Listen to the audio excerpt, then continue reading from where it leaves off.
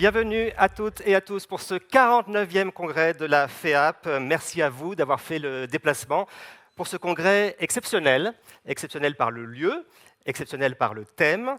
Nous sommes très heureux de vous accueillir ici à Ajaccio. Est-ce que vous allez bien tout d'abord? Est-ce que vous êtes vraiment en forme? Oui, et je salue aussi tous les congressistes qui vont nous suivre à distance en direct. Alors, au menu des tables rondes, dans cet auditorium et dans les salles à côté, il y a les exposants. Ils sont une cinquantaine à avoir fait le déplacement rien que pour vous, alors profitez-en. Et puis, nous allons aussi parler, nous aurons beaucoup de témoignages, nous aurons beaucoup de réflexions sur les territoires. C'est vraiment l'occasion de réfléchir à tout ça. Ce midi, nous aurons en direct la ministre de la Santé et puis le ministre des Solidarités aussi nous parlera. Et puis ce soir, bien entendu, une belle soirée de gala. Voilà pour le programme. Pour commencer, je voudrais d'abord vous montrer une vidéo. Voilà ce qu'est la FEAP. Je suis éducatrice. Je suis infirmière. Je suis neurochirurgien. Je suis assistant social et je travaille dans un établissement pas comme les autres. Vous me suivez? Dans mon hôpital, je ne pratique pas de dépassement d'honoraires. Dans mon EHPAD, votre situation financière n'est pas le critère qui vous ouvre les portes. Dans ma crèche, tous les enfants sont les bienvenus. Oui, même si vous êtes en situation de précarité. Vous dites que c'est trop beau pour être vrai. Pourtant, c'est tout simple, on n'a pas d'actionnaire. Et on ne dépend pas non plus de l'État. Dans la santé et le social, il y a le secteur public, le secteur privé. Et puis nous, le privé solidaire. Chez nous, la gouvernance est privée mais désintéressée. Nos conseils d'administration sont composés de bénévoles issus d'associations, de fondations et de mutuelles. Du coup, 100% de nos ressources sont dédiées à votre accompagnement et à l'innovation dans nos services. C'est tout ça qui nous a permis d'être agiles, souples et réactifs face à la crise. Mobilisés comme vous, même dans la galère. En bref, la seule personne à qui on rend des comptes, C'est vous. Quand vous venez chez nous, vous trouvez des équipes solidaires. On définit votre parcours de soins non pas pour vous. Mais avec vous. Parce que c'est la solidarité qui nous anime. Du coup, on est encore plus engagés au service des personnes les plus fragiles. Cette mission de service public, Ça nous tient à cœur. C'est ça qui fait notre différence. C'est ça notre engagement. C'est ça qui nous relie. alors, vous avez suivi? nous sommes les femmes. Et les hommes du secteur privé solidaire. Près de 5000 établissements et services de santé et d'accompagnement à but non lucratif. Partout sur le territoire. Nous sommes l'hôpital de votre arrondissement. Nous sommes le centre d'hébergement social de votre quartier. L'EHPAD du village d'à côté. Bref, on est là à chaque étape de votre vie. Notre mission? Être au service des autres, patients, familles et usagers. Nous sommes la santé et le social privé, solidaire. Bravo.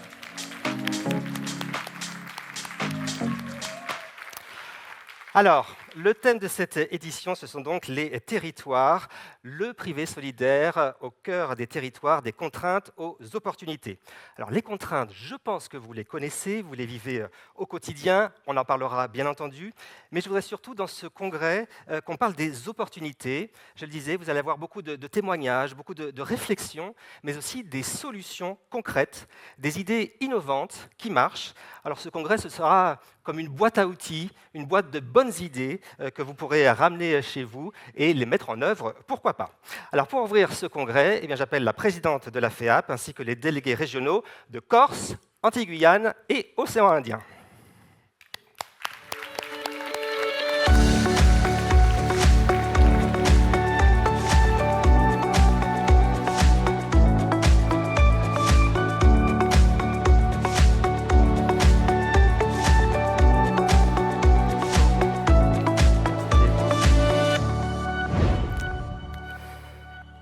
Voilà, on va s'installer. Bonjour à tous. Prenez place sur les canapés et sur les fauteuils.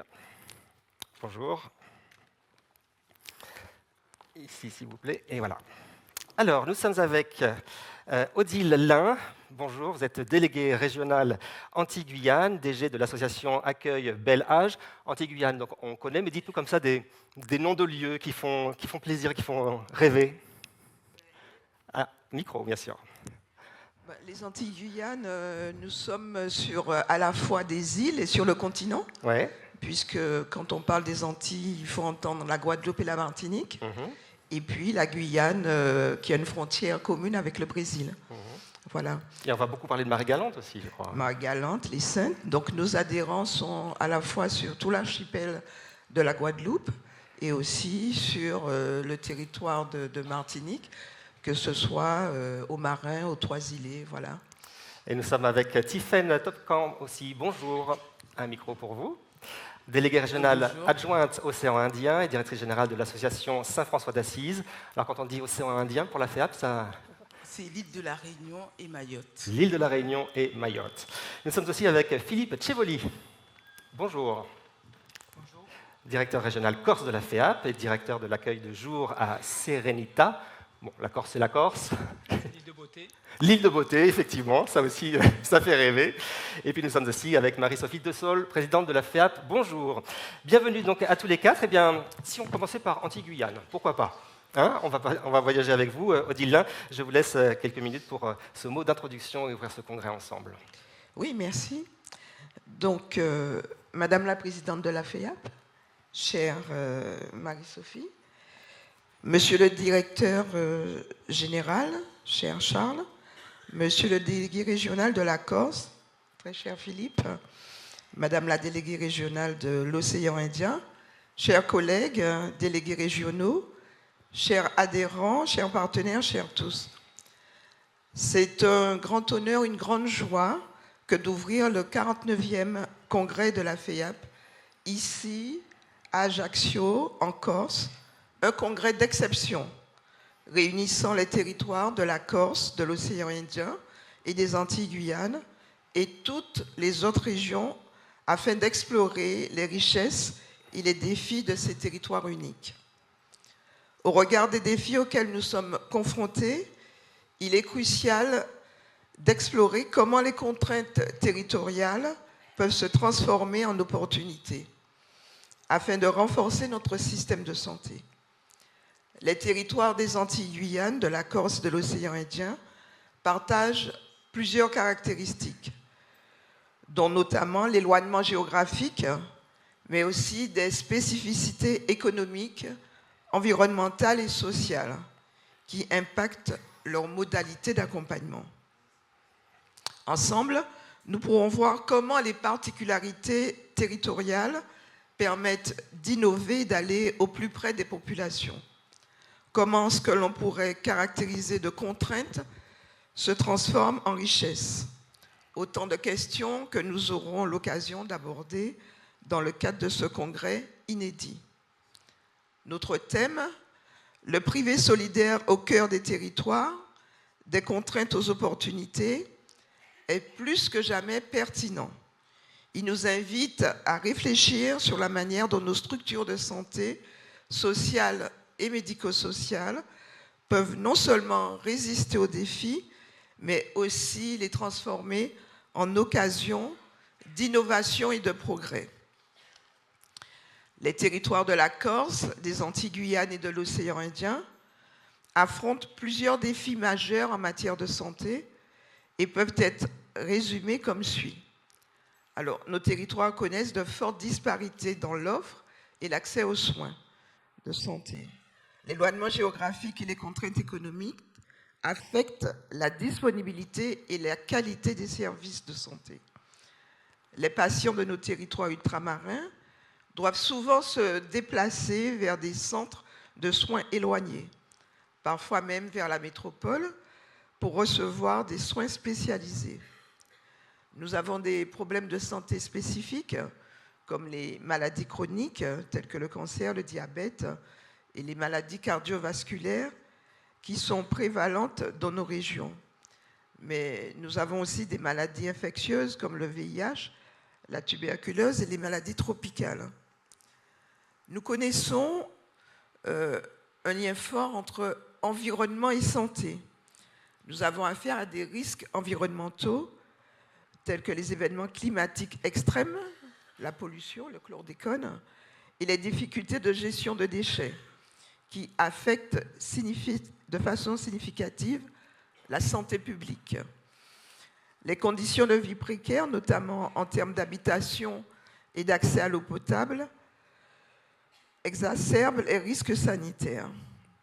Pour nous, la précarité sociale et économique est un facteur majeur qui affecte l'accès aux soins et la santé globale des populations. Les inégalités sociales de santé sont marquées par des taux de mortalité infantile et maternelle plus élevés que dans l'Hexagone.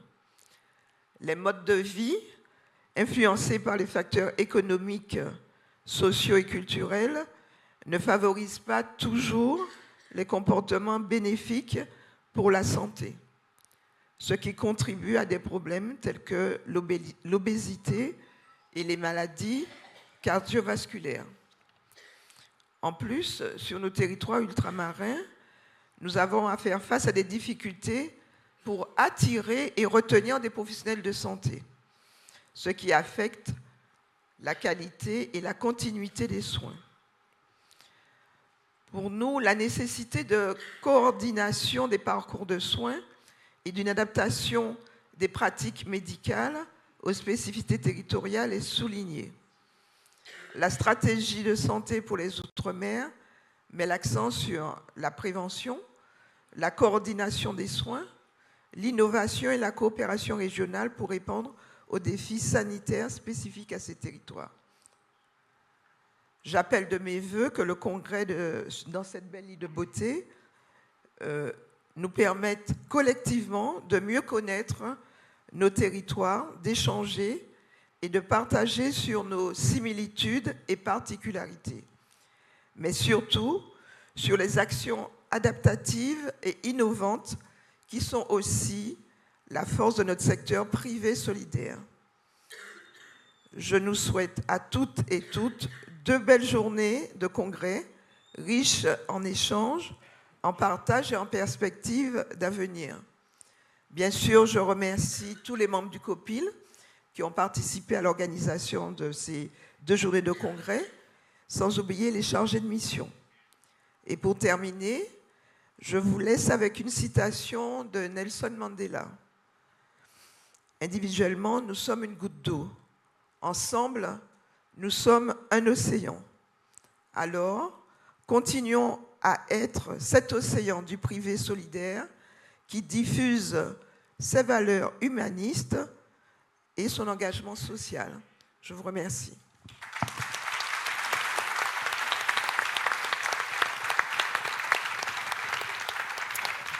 Ensemble, nous sommes un océan. Eh bien, si on allait dans l'océan Indien tout de suite avec Tiffaine Topcan, déléguée régionale adjointe de l'océan Indien, donc c'est pour la Réunion et Mayotte. On vous écoute pour ce mot d'accueil. Madame la Présidente, Mesdames, Messieurs les élus, Mesdames, Messieurs les présidents, Mesdames, Messieurs les directeurs, Mesdames, Messieurs, en beau grade et qualité, merci pour votre présence à ce 49e congrès de la FEAP, que nous devons à notre présidente, Madame De Saulles, qui a accepté d'organiser ce congrès à la demande des 3 délégations, Océan Indien, Antilles-Guyane, Corse.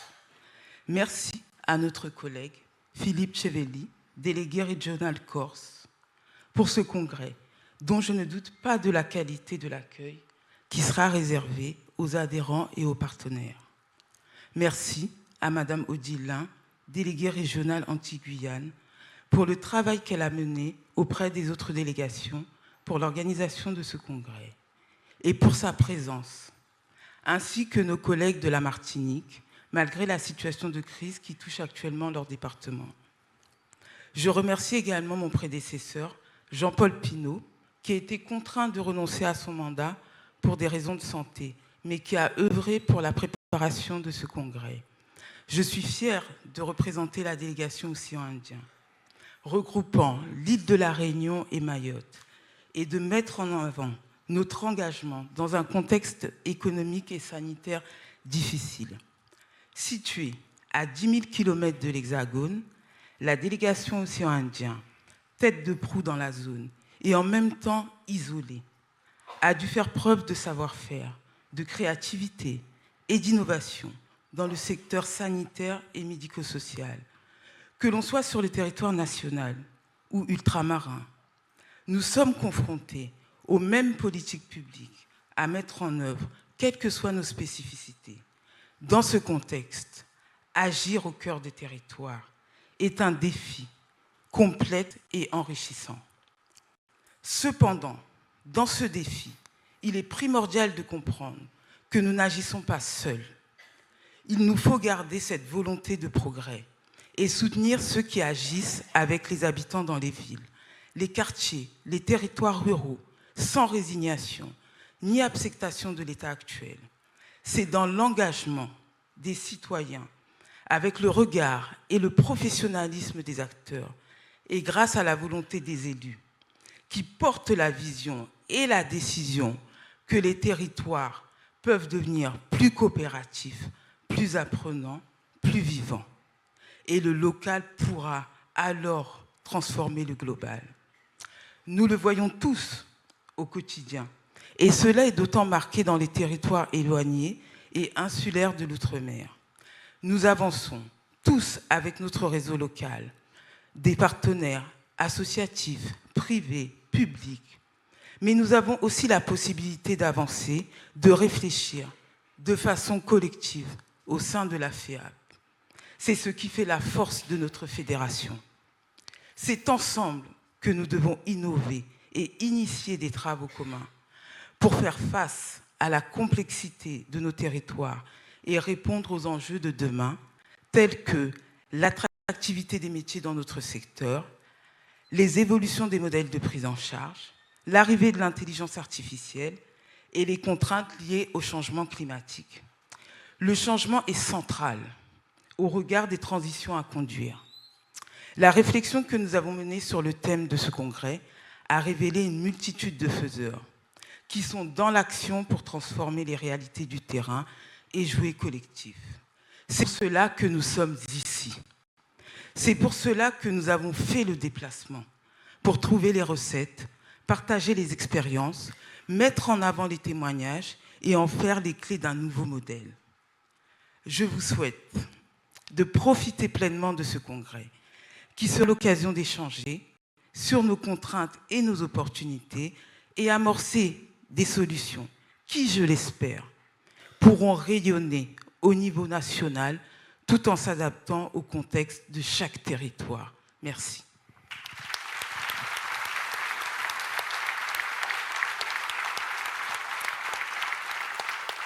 Merci Tiffaine pour ce beau océan Indien. L'île de beauté, bien sûr, maintenant avec vous, Philippe Thievoli. Bonjour. Bonjour, donc Madame la Présidente, Mesdames, Messieurs, chers collègues et amis. Bon, déjà, c'est un réel plaisir en fait de vous retrouver, de revoir certaines personnes avec qui nous avons pu tisser des liens. Et ça me permet également de vous souhaiter un bon séjour sur notre île.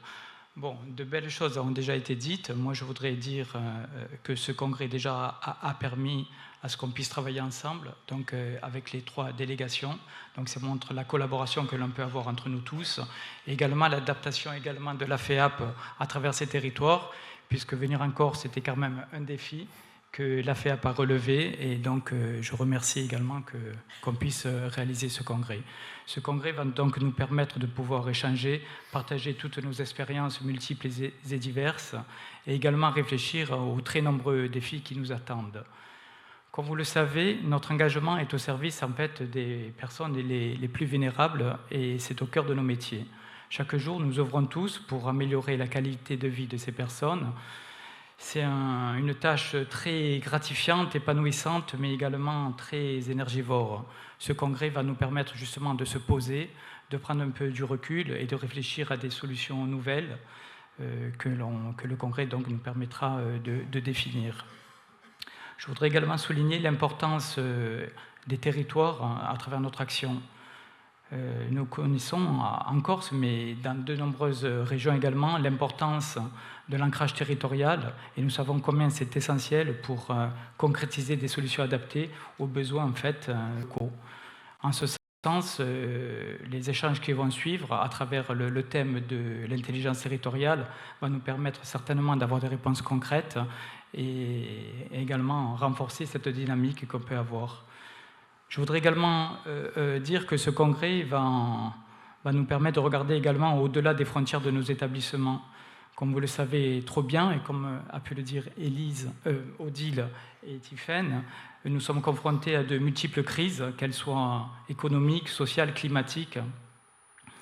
Et ce qui nous rappelle en fait que nous devons travailler tous ensemble, en réseau, en partenariat, dans la transparence, pour vraiment imaginer des solutions nouvelles. À ce titre, nous avons tous un rôle à jouer en qualité de professionnels de ce secteur, mais également acteurs d'une société qui se veut plus solidaire et inclusive. Voilà, je voudrais terminer juste ces quelques mots pour remercier l'ensemble des personnes qui ont œuvré à l'organisation de cet événement, tant au niveau local que national, nos amis des territoires ultramarins, et je n'oublie pas, et j'ai une grosse pensée pour Jean-Paul également. Et je voudrais également remercier et saluer l'ensemble des adhérents de ma délégation. Pour terminer, je voudrais dire qu'on va passer donc 2 jours dans ce palais des congrès, enfermés tel un conclave. Mais la fumée blanche, rassurez-vous, va nous permettre d'en ressortir avec, je l'espère pour tous, des solutions concrètes. Bon congrès et merci à vous tous.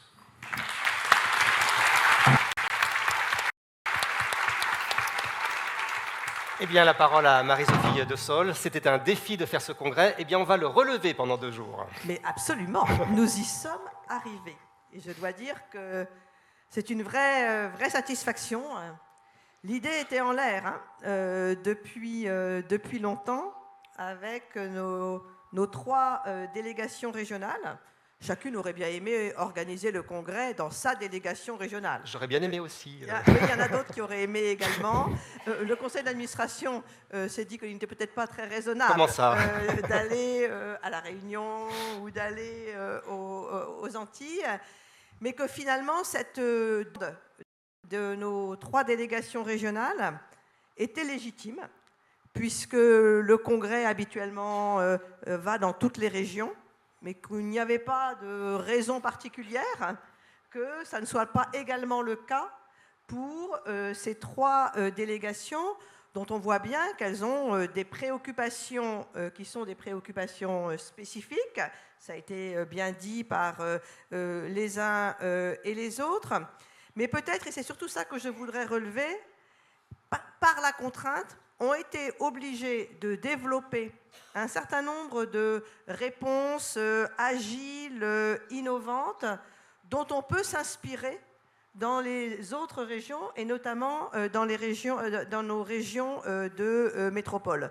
Donc, pour moi, il y a une inspiration à avoir, et on le verra tout au long de ces 2 journées, sur les réalisations concrètes que l'on peut avoir, y compris en prenant en compte une contrainte qui est forcément une contrainte encore plus lourde que dans les autres territoires, par insuffisance de l'offre, par difficultés spécifiques des populations qui vivent dans ces territoires.